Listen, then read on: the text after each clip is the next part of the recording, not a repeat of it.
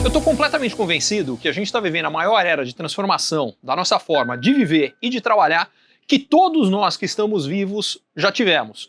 E isso, a menos que você tenha mais do que 100 anos. Porque a última vez que a gente teve algo tão transformador quanto a inteligência artificial, eu estou falando da energia elétrica. E em alguns lugares a implantação de energia elétrica foi mais ou menos há uns 100 anos aqui no Brasil. Fora isso, nada chega perto. Telefone celular, que mudou completamente tudo que a gente faz, é fichinha.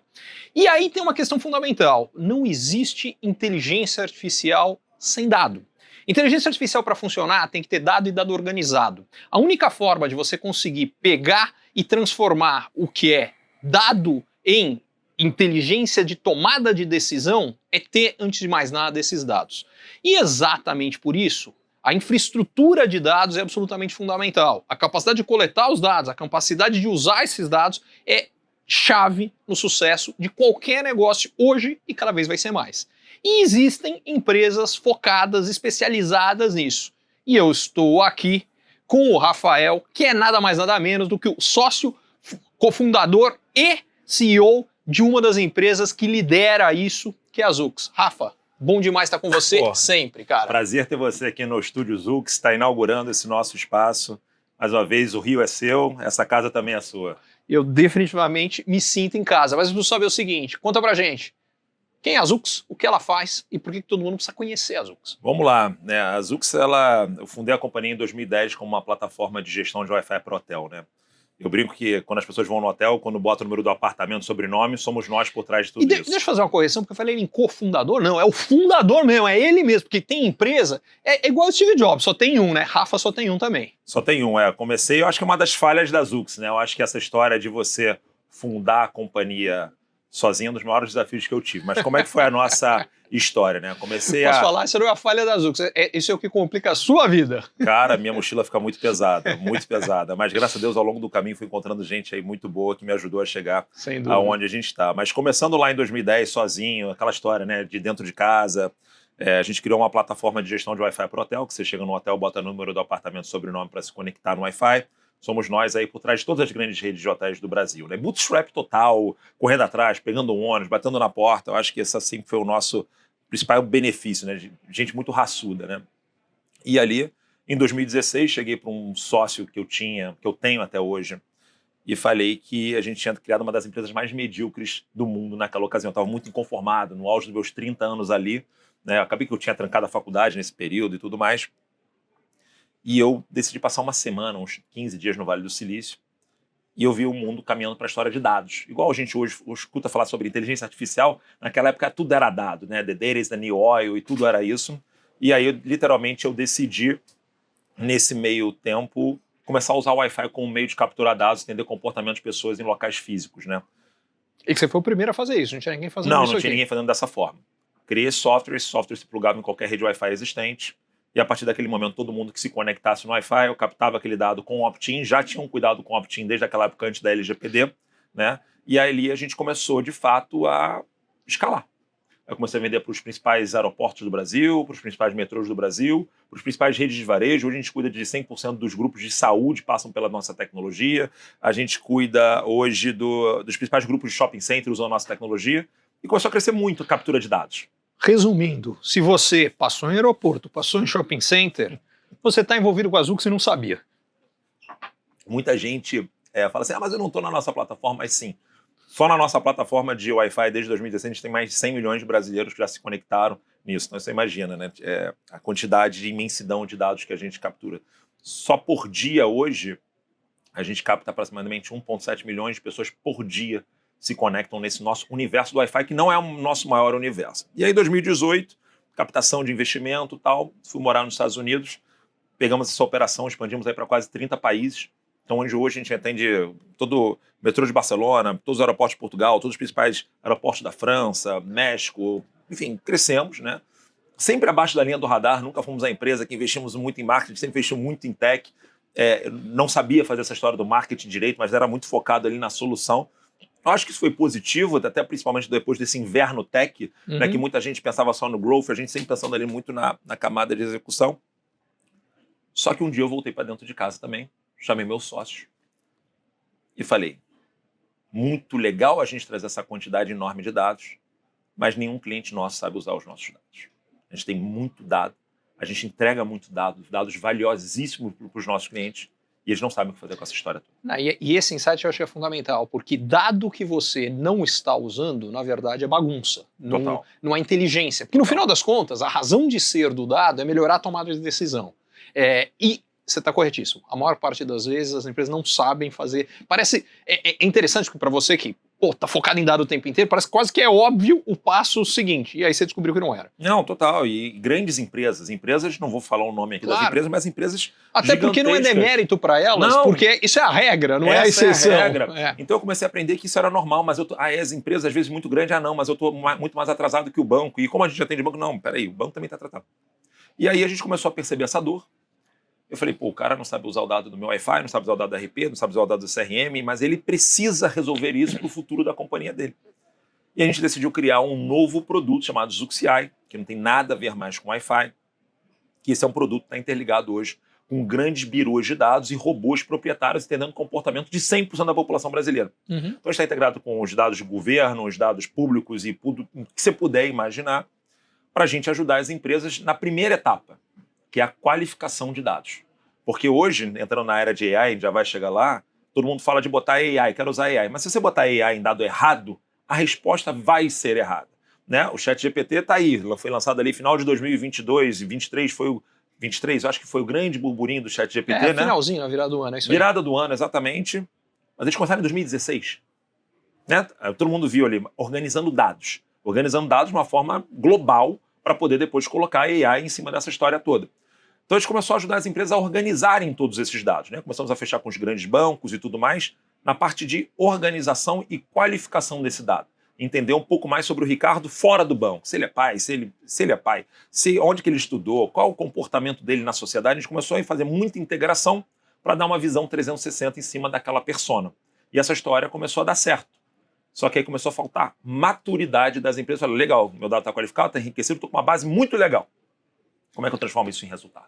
Né? Ele tinha uma base pobre, desorganizada. Organizamos. A gente começou a criar depois produtos em cima disso. Produto de fraude e lavagem de dinheiro, né? Um produto de visão 360 para poder fazer disparo de hipersegmentação, reduzindo custo de aquisição de clientes.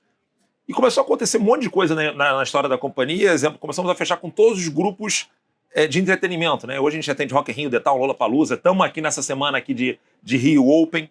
E a gente começou a também atender esses grandes grupos.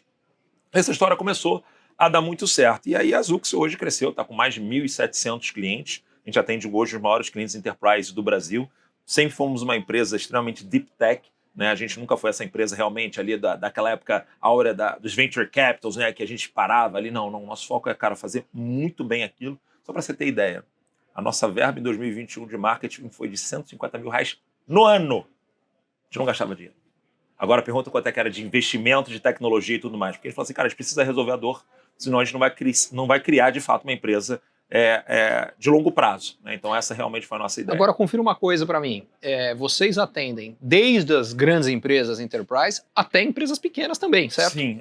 Hoje o nosso foco na parte de inteligência de dados é muito mais as grandes empresas. Perfeito, hoje a gente atende a grande maioria dos grupos de telecom do Brasil, os grandes bancos, grandes seguradoras e tudo mais. Mas a gente tem módulos para empresas muito menores, né? Então a gente hoje consegue atender empresas que conseguem pagar 5, 7 mil reais, porque a gente criou módulos em cima desse nosso data lake que a gente montou, que consegue entregar ali uma solução rápida, como uma solução de fraude, começa em 3, 5, 10 mil reais por mês. Mas temos clientes que pagam 1,5 milhão, 2 milhões de reais por mês. Então a gente tem um mix ali de tudo, né? A gente gosta muito de pulverizar cliente, né? A gente não gosta de ter um cliente realmente ancorando a história da companhia, entendeu? Bom, isso aí, eu sou cliente, a minha empresa, a Rican Consultoria, eu queria estar nesses clientes que pagam 1,5 milhão de reais, eu tenho uma empresa desse porte, estou longe disso, eu estou do outro lado, mas enfim, estou nesse time aí também.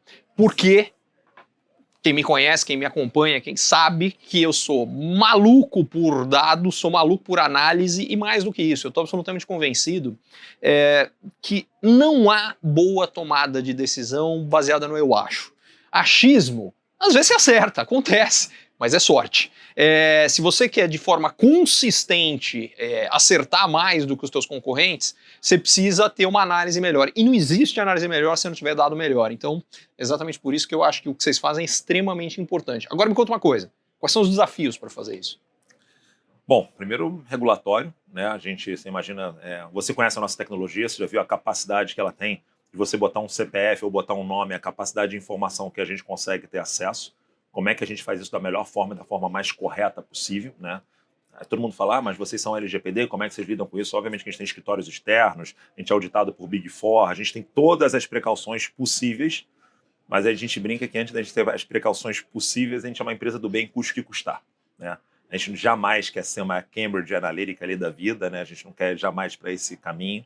Então a gente tem sempre esse norte que nos guia com relação à legislação. A gente vai fazer o que é certo e da forma que a gente acredita que seja certo. A sensação que eu tenho é que vai além da legislação. A legislação está aí, ela tem que ser cumprida, isso é verdade sempre e para todo mundo. Mas tem uma coisa que o que você falou, que é uma questão de valor, que é o que você acredita, o que você está buscando. E que, pessoalmente, eu acredito, e acho que o exemplo que você trouxe é bastante feliz, o da Cambridge Analytics, existem caminhos que você pode ter crescimento de curto prazo muito mais rápido, você está meio cutting corners aqui, buscando caminhos mais curtos, mas que vão te custar muito caro no longo prazo. Exatamente. Então eu acho que fazer o certo não é apenas porque é bacana, porque é legal, porque faz bem, mas como estratégia de negócio de longo prazo é a única que eu acredito que funciona. Exatamente. E só para você ter ideia, vários clientes nossos que bateram na nossa porta e que a gente achou duvidoso o motivo que ele ia usar a nossa tecnologia, a gente decidiu não vender. Uhum. Era legal, era correto, estava dentro da legislação, mas para a gente não era moral, entendeu? E a gente prefere não fazer esse tipo de negócio, entendeu? Mas é uma filosofia que a gente decidiu apostar pra gente. Essa aí cada um tem a sua, mas eu, pessoalmente, estou exatamente na mesma linha. Uma das coisas que até quando eu montei os meus negócios, eu sempre tive um cuidado, em não ter uma dependência excessiva nunca de um único cliente, porque isso significa que eu posso demitir qualquer cliente. Em outras palavras, eu posso fazer o que eu realmente acho que é certo. Porque empresas que, no fundo, têm uma dependência gigantesca, 70% do faturamento é uma empresa. Esquece. Não, esquece. Você pode só ter um chefe. Não, é outra história. E é zero o nosso caso, né? Porque hoje, uma coisa super interessante, né? A gente tem hoje talvez a maior operadora do país, né? E nesse papo ali, na hora da contratação, estamos contratando muito mais além das suas tecnologias, né? A gente está comprando um pouco da metodologia que vocês aplicaram para vocês mesmos, né? Como é que vocês a filosofia, como é que vocês nos ajudam nesse processo de transformação? Como é que vocês ajudam a gente no processo de cultura para poder implantar essa metodologia de dados que a Zux conseguiu implantar nesses últimos 3, 4 anos? Como é que vocês conseguiram organizar tantos dados? Eu não quero comprar a tecnologia, me ajuda a participar aqui dos nossos comitês e tudo mais. Para mim faz todo sentido do mundo. Eu tive por muito tempo, eu cofundei uma empresa de inovação, o AAA, ou a inovação, que a gente teve um exit no ano passado, e que nasceu como uma empresa de informação sobre inovação, era quase um Netflix de inovação, conteúdo, e que se transformou em empresa fazendo exatamente isso, ajudar as empresas a implementar a cultura de inovação, porque parece meio óbvio, é um tremendo desafio. É o maior desafio. Eu acho que é o mais importante, o mais relevante. É o maior desafio. O que acontece? Todo mundo quer trabalhar com dados, todo mundo quer falar de AI, mas ninguém quer falhar. Absolutamente ninguém quer falhar. E é um processo novo. Quando se fala de AI, então é novo para todo mundo, né? Você estava falando aqui na abertura que eu também acredito que é o maior processo de revolução desde a energia elétrica. E é um fato. Isso vai acontecer. Mas todo mundo quer acertar de primeira. Isso já está acontecendo. Já está acontecendo. Começando. E a gente vai começar a ver a quantidade de empresas, Blackberrys, Kodaks, da vida nos próximos 5 anos. Quem não se adaptar agora está num processo de dying business. Seu negócio provavelmente vai morrer se você não se reformular. As coisas, de fato, estão mudando. Mas entra na questão da cultura. As empresas já querem a consequência, mas elas não querem fazer o bits and bytes. Outro dia eu estava fazendo um painel e eu fui pesquisar antes, né?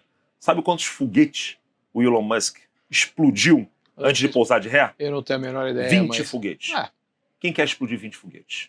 Quem tem hoje a audácia de fazer isso? Né? Então, isso que eu tento trazer para as companhias. Mas eu queria... Aí eu vou ter uma pequena diferença, que é, para mim, a audácia é não fazer. Total. Porque quem não fizer vai morrer. Vai morrer, completo, total, absoluta. Então, é uma falsa percepção de que você tem que ter audácia para fazer.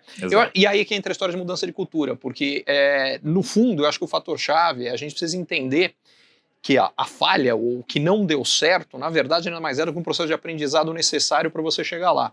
E eu iria mais longe. Talvez a expectativa de acertar em todos os projetos de inteligência artificial, pela minha experiência, ela não é real. Eu trabalho com inteligência artificial desde 1994. Uau. E já fiz alguns projetos que deram muito certo, e já fiz projeto que eu gastei um dinheirão, 1 ano e meio, e joguei fora, que não serviu pra nada. Tirando que me ensinou um monte de coisa que foram úteis para sucesso de outros projetos que vieram depois. Então, eu acho que faz parte da mentalidade a gente entender, acho que você falou, a gente tá aqui no Rio Open, né? Imagina o tenista que fala, não, eu preciso mudar uma batida minha aqui, mas não, eu não posso errar. Qual é a chance de você tentar fazer alguma coisa diferente e não errar? É zero. Basicamente você vai fazer errado, aprendeu, e de repente quando você aprender a fazer... Posso contar até uma história relacionada a isso que eu conheço, que eu acho que é um caso sensacional. Fernando Meligeni, aos 24 anos, para quem gosta de tênis vai entender o que eu estou falando, ele resolve, o treinador o convenceu, mudar. Ele fazia um backhand com 2 mãos e chegou à conclusão que, pô, até onde... ele era 80 do mundo já, não é pouca coisa. E ele muda para um backhand com mão. Para quem joga tênis, sabe que isso aqui é uma revolução. Você fazer isso quando você joga um dos melhores caras no mundo. Agora, foi assim que depois ele chegou na semifinal do Roland Garros. É exatamente a mesma coisa. As empresas aqui têm que ousar, elas têm que ter a coragem... Todas. E o desafio, às vezes a gente vai bater papo com empresas que são 300, 500 vezes maior do que a minha, né? Como é que eu falo para um CEO que já tem uma empresa de 50 anos, eu falo assim, cara, você tem que começar a ousar, porque você pode ser talvez um dos últimos CEOs, ou talvez o próximo CEO vai ser um dos últimos CEOs. E me conta, como é que você fala isso? É muito torcedor, assim, eu acho que o meu perfil, eu sou direto, você me conhece. Exatamente. Eu acho que eu falo, eu acho que eu tenho a liberdade de falar assim, ó, eu vejo em mecanismos, cara, desde empresas de saúde, empresas falam assim, cara, como é que você está olhando para essa história no futuro? Porque na Zux, o que eu fiz? Uma coisa muito importante, a turma que está aqui, que trabalha com a gente, sabe disso. Toda segunda-feira eu tenho um café com o CEO.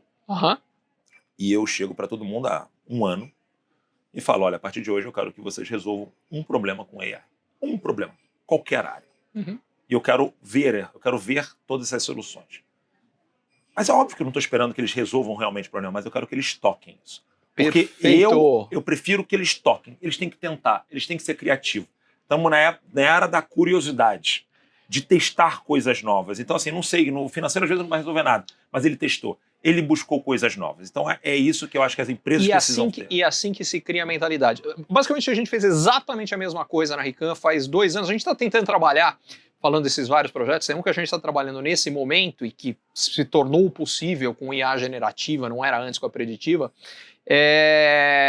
e que para isso eu precisava criar essa condição. Então eu fiz exatamente a mesma coisa. No meu caso eu fui até um pouco mais longe. Eu falei individualmente, tem os projetos de área, mas eu falei, eu quero individualmente, cada um de vocês, que você pegue e use isso para resolver qualquer coisa simples. Uma das coisas que nasceu disso aqui é que agora a gente tem agente de IA para tudo lá na empresa. Exatamente. É para tudo, vai de contrato, compliance, jurídico, política de RH, é tudo agente de IA. Para mim, tem um, por exemplo, que me ajuda a definição de copy, eu gero muito conteúdo para rede social, tem um outro que me ajuda a fazer clipping, buscar informação que quer. Tem de tudo, e não para de ser criado novas, e vão entrando novas. Exatamente. E aquilo que você fez há 2 semanas atrás, talvez já tenha uma outra versão melhor. Por isso que é tudo muita revolução. E essa mensagem que eu passo para a turma, eu falo, turma, eu jamais quero ameaçar vocês, mas eu estou falando aqui como um amigo de vocês. Até porque você não é ameaça, o fato o que é ameaça é a pessoa não responder ao que está acontecendo. Exatamente, vocês naquela história, né? Você não vai perder o emprego para o AI, você vai perder o emprego se você não souber usar AI, né? Então eu acho que vocês têm que começar a ficar realmente antenados. Não é para trabalhar na Zux, amanhã é para você repensar na sua carreira. A sua carreira pode estar em risco. E você tem que ficar atento. Ou pode ter uma tremenda oportunidade. E muitas vezes depende única e exclusivamente da sua postura. Exatamente, da curiosidade que essa pessoa pode ter. E esse eu acho que é um desafio. O desafio é muito mais que tecnológico, mas é um desafio extremamente cultural. Como é que as empresas realmente começam a olhar para isso? E isso foi uma outra mudança que a gente fez nesses últimos meses, né? Desde 2023, a gente montou uma unidade na Universidade Federal da Paraíba. Né? A gente precisava de gente olhando AI sem mexer no nosso transatlântico. Porque eles fazem, eles têm que errar. Contrata uma molecada e essa molecada tem que errar, tem que testar e errar. Por que Universidade Federal da Paraíba? A gente fez um convênio com a turma da Universidade Federal da Paraíba, montamos um escritório nosso lá, um grande celeiro de talento lá em João Pessoa, e pra gente tem funcionado absurdamente, assim, muito bacana. E por que a gente está pegando pessoas de universidade? Se a pessoa falar que ela é sênior em AI... Não tem como. Ou ela é sênior em tecnologia velha. Velha, tudo bem, ela pode ter cultura. Mas é tudo novo. Então por que não pegar também uma pessoa nova que pode? Então assim, a oportunidade agora está para todo mundo. Está muito fácil você criar códigos. O que a gente está falando assim, A gente está cada vez querendo menos pessoas técnicas, olha que interessante, e mais pessoas que pensem. Porque eu acredito realmente, e eu falo isso, que pessoas de esforço repetitivo de baixo raciocínio, essas pessoas estão com dias contados. Eu concordo Se com você repete o mesmo trabalho todos os dias e está pensando pouco, repense na sua vida. Eu acho que você tocou num ponto interessante, que é para o desenvolvimento da tecnologia, exatamente porque a tecnologia é nova, de fato não existe senioridade nisso. Por outro lado, o que eu acho que é interessante é que eu acho que para a aplicação da tecnologia, eu acho que hoje os profissionais mais sêniores estão levando mais vantagem, exatamente pelo ponto que você colocou. O mais júnior, que eventualmente não tenha tanto... tem menos experiência, tem menos conhecimento, tem menos contexto em geral, talvez não saiba usar a tecnologia tão bem. Então Mas aí eu acho que qual foi o grande sucesso que a gente teve? A gente misturou os nossos mais seniors com a galera mais jovem. E eles passaram essa cultura para essa turma, para eles aprenderem, porque não é só a questão de saber desenvolver ou não saber se desenvolver. Né? Eu acho que a pessoa mais sênior tem um raciocínio diferente, tem mais horas de quadra, entendeu? Cara, e foi uma combinação muito bacana. Começamos isso em 2023, erramos muito. Pousamos foguetes, explodimos foguetes, explodimos um monte de coisa.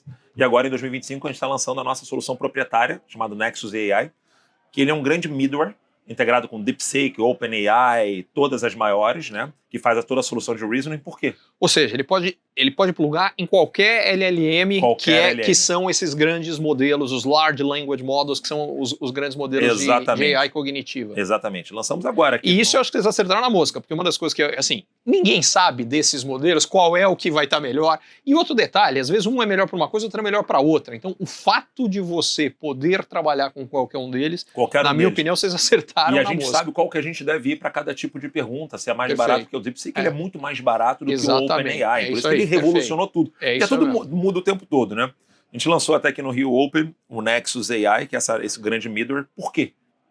Porque embora a gente tenha essa base de dados gigantesca, as soluções em cima dos dados, as pessoas não querem mais acessar, eu acredito muito que o Satya Nadella falou do SaaS, né? Me logar e entrar.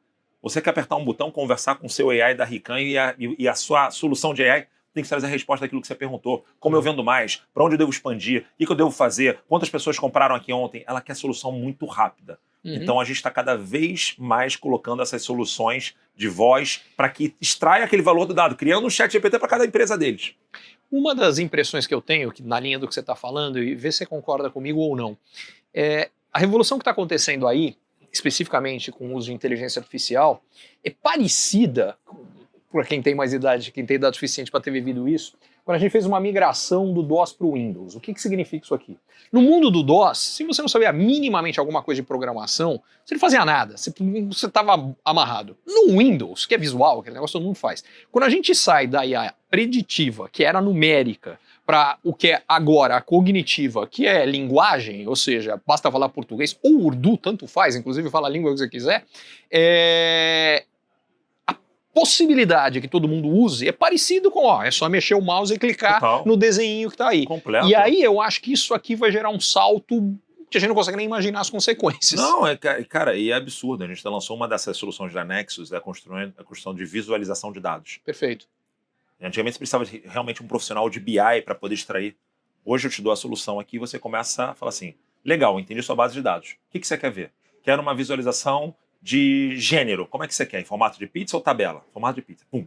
Você conversa com a solução, ele vai criando aquela solução de forma totalmente automática para você. Perfeito. E é para onde o mundo está indo. Né? A gente está montando soluções de cobrança de forma automática usando agentes de AI.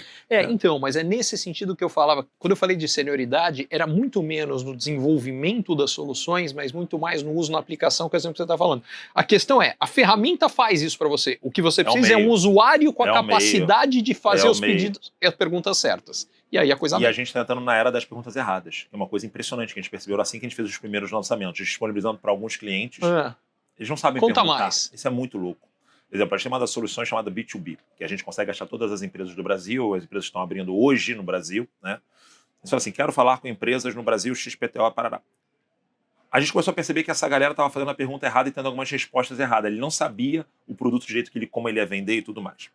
A gente está criando agora um AI que conversa com aquela pessoa e fala, oi Ricardo, tudo bem? Me conta um pouquinho mais sobre a Ricam, uma empresa de palestras, parará. Mas me conta um pouco mais das últimas palestras que você fez. Qual foi o tipo de público? Pô, mas você vai contando para esse AI cria o prompt para esse prompt fazer a pergunta certa. Porque se você... Tá tudo no prompt. Agentes de AI está tudo no prompt. Perfeito. Então, se o AI entendeu... Prompt errado, o resultado é errado. Prompt errado, o resultado é errado. Entendeu? Prompt errado, resultado errado. Na verdade, o que você está me falando é que você criou um agente de AI que é um consultor na prática para quem está usando, para que ele possa de fato usar melhor. Para que ele possa usar melhor. Então, por exemplo, a gente tem a solução que traz as respostas todas baseadas nos dados que a gente tem acesso e também os dados das companhias para poder ajudar no processo de solução de problema. Mas, como eu falei, as pessoas não sabem perguntar, é tudo muito novo para todo mundo.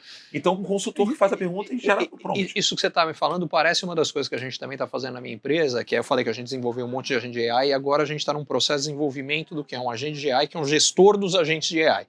Que, basicamente, o que ele faz é conseguir definir para onde você manda o que você faz sem que você tenha que buscar no...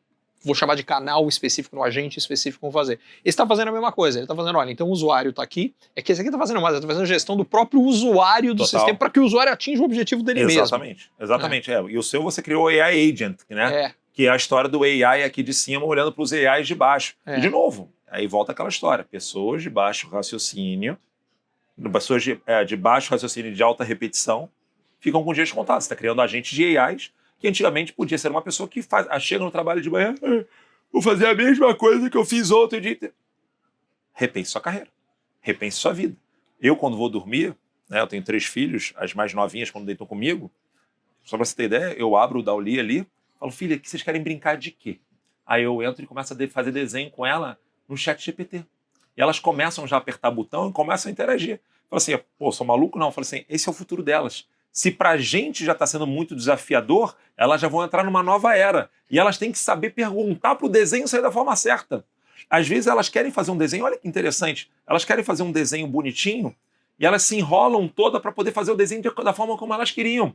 Porque assim, quero fazer um coelho verde. Beleza, mas ele vai estar onde? Com que tipo de sol? Com que tipo de tempo? Que é exatamente o prompt que você falava. Se o comando não estiver bem feito, o resultado não vai ser. Exatamente. Então eu estou ensinando elas não pelo prompt, a saber fazer as melhores perguntas. Perfeito. Que é exatamente isso que vai mudar a questão da inteligência artificial. Olha, é engraçado você estar falando isso, porque eu tive uma experiência com a minha filha ontem parecida. Ela enfim, acabou de... Eu montei uma conta família do Spotify, ela acabou de entrar no Spotify também, criança, enfim, e ela falou, papai, como é que eu crio uma playlist no Spotify? Eu falei, eu não tenho a menor ideia, eu nunca criei playlist no Spotify. Faz o seguinte, pergunta pro ChatGPT.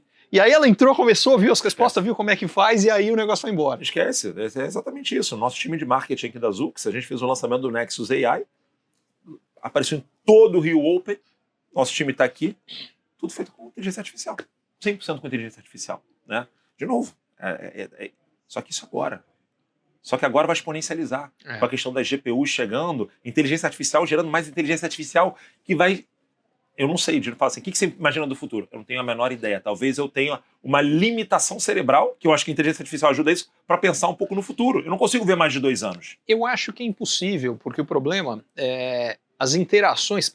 Qualquer curva exponencial, você não consegue olhar muito para frente, porque o que acontece é que uma mudança gera outra, e começa a abrir uma árvore de possibilidades aqui. Uma ramificação gigante. Gigante. É isso. Quem falar eu sei, tá mentindo. Não, assim, eu participo de alguns comitês de AI. Ou é ingênuo ou tá mentindo. Eu participo de alguns comitês de AI lá da Zux para algumas coisas, né? Eu entro no comitê e falo assim, gente, bom dia, bom dia. Só lembrando, a gente não pode falar que eu tenho certeza, não pode falar que não dá, não pode falar que eu não sei. Cara, aliás, precisa falar que eu não sei. Todo mundo aqui tem que ter a clareza de que a gente não tem certeza de absolutamente nada. Beleza? Todo mundo alinhado? Vambora, toca aí, vambora, toca a reunião. Então ninguém tem certeza. Lembra a história do DeepSeek há um mês atrás? Pô, tava ali, a NVIDIA, todo mundo, o OpenAI. Isso é uma empresa que vai perder $200 bilhões. E isso está acontecendo em mercado como um todo. Foi $1 trilhão que subiu o surgimento do DeepSeek. Só a NVIDIA chegou num determinado momento, foram 500 bi. Estava quietinha, uma empresa que estava quietinha. Quantas empresas estão quietinhas fazendo coisas porque elas têm ferramentas que antigamente precisavam ter um batalhão e hoje elas não têm mais um batalhão, tem só o AI. E um outro detalhe que acho que você pegou. O AI é um batalhão, você passou a ter um exército, o que faz com que qualquer pequena empresa possa hoje competir com qualquer grande empresa. Então esse processo de disrupção que a gente tem novos players entrando e desafiando os grandes, vai acelerar brutalmente. Mas tem uma outra coisa que eu achei interessante, que é isso dentro da própria AI, que é o caso da DeepSeek. Quer dizer, por que a DeepSeek conseguiu desenvolver um modelo muito mais barato? Porque ele usa muito menos dado para conseguir atingir o mesmo objetivo. E por que eles fizeram isso? Porque eles não tinham acesso às melhores GPUs em função da relação Estados Unidos-China. Então, pegar o que te desafia e transformar isso no que pode ser o gatilho para você criar algo novo e melhor, eu acho que é parte do processo, que é o que a DeepSeek fez muito bem. Não, fizeram isso muito bem, exatamente, mas e por incrível que pareça, quando eles começaram a trabalhar para a DeepSeek, já existiu o ChatGPT. É isso aí. Será que não foi utilizado o ChatGPT para poder desenvolver o DeepSeek? É o que o pessoal da própria OpenAI acusa. Fala, exatamente. E é possível que sim, é possível que não. Não vamos saber. E why not? Mas, né? e esse e por que não? E o outro ponto é, será que é relevante? É exatamente o que você está falando. Porque isso vai acontecer daqui para frente. E digo-se passagem, vão usar o DeepSeek também para desenvolvimento de outras coisas. Não, já estou usando o DeepSeek para um monte de coisa. Ele chega a ser 20 vezes mais barato do que as outras soluções para, às vezes, entregar o mesmo tipo de resultado. E está tudo bem. Só que agora tem o DeepSeek, tem essa. E a história do Scott Galloway, né, que ele fala, eu não sei se foi o Scott Galloway ou M-Web, que estamos aguardando um unicórnio de uma pessoa só. Por que não? Por que não dá, né, de um cara ter? Não sei o que esse cara vai criar, mas a quantidade de ferramenta que a gente tem em 2025, a gente não tinha em 2023. A gente não tinha em 2022. Esses agentes que você criou agora, você não tinha essa facilidade de criar há 2 anos atrás. Não. E daqui a 1 ano? Como é que vai ser? Olha, eu acho que já deu para ficar claro que o recado é o seguinte, claro que você pode ficar onde está, ficar tranquilo, vai ser pouco tempo, não vai durar muito. Eu não sei se aquela história que contam do avestruz é verdade, a tal história com o avestruz bota a cabeça debaixo, eu tenho dúvidas, acho que aquela história é meio esquisita. Seja verdade a história ou não, eu sei que não dá para fazer. É isso. E acho que tem um recado claro aqui que eu queria aproveitar e deixar para todo mundo. O primeiro, seja você mais ou menos fã de tecnologia ou não, porque às vezes eu fico com uma sensação que as pessoas têm uma impressão, não, isso é coisa só para quem entende tudo de tecnologia. Eu não sou um cara de origem de tecnologia, sou apaixonado por tecnologia, mas não sou um cara de origem de tecnologia. Mas eu gosto muito. De repente você não gosta. Só que a questão é o seguinte, você vai perceber que o tipo de relação que você tem com estas tecnologias, cara, você não tem uma sensação, não tem uma relação tecnológica. É como se fosse um papo com um funcionário teu ou com um amigo. É muito fácil o processo de fazer isso. Não tem razão para não experimentar. E o segundo recado que eu queria deixar, e que tem tudo a ver com as UX, a análise que você vai fazer é tão boa quanto, primeiro, as perguntas que você for capaz de fazer, e segundo, os dados que você tiver lá para responder essas perguntas. E aí ter os dados organizados, saber usar, e aí partir para o abraço depois, porque é uma revolução, só tem coisa legal. Concordo. Falei alguma grande besteira? Não, tá 100% certo, a tecnologia está aí para todo mundo. Ontem fiz uma entrevista e falei muito sobre a questão do DeepSeek. Né? O DeepSeek veio para democratizar a utilização real dos dados, está cada vez ficando mais barato e vai ficar mais barato. Mas é aquilo, né? Aquilo que eu falo para o meu time, falo para os meus filhos.